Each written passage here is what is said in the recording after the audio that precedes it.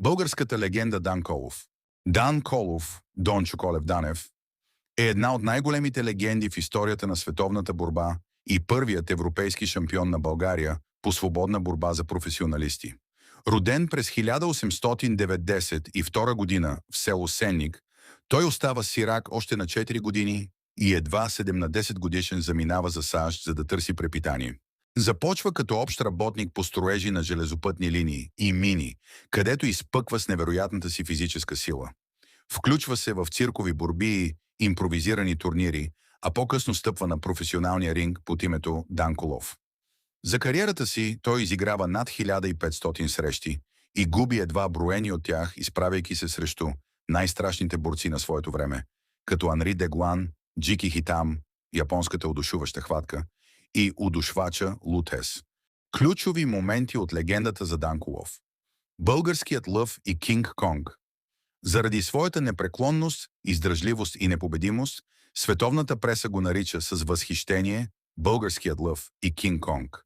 Родолюбието.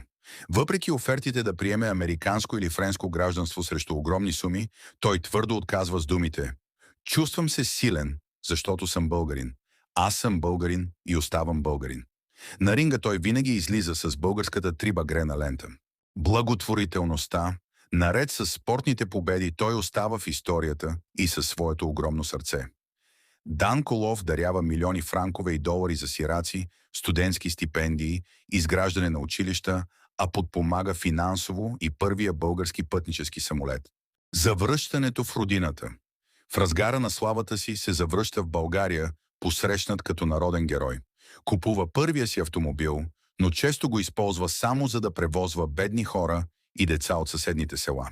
През 1940 година, едва на 47 години, Дан Колов умира от туберкулоза в родното си село Сенник. По негова последна воля е погребан в двора на манастира Света Тройца край Габрово, така че гробът му да гледа директно към Балкана. Ако ви е харесало видеото, моля харесайте, коментирайте и се абонирайте. Така ще ме насърчите да правя още интересни видеа. Благодаря ви.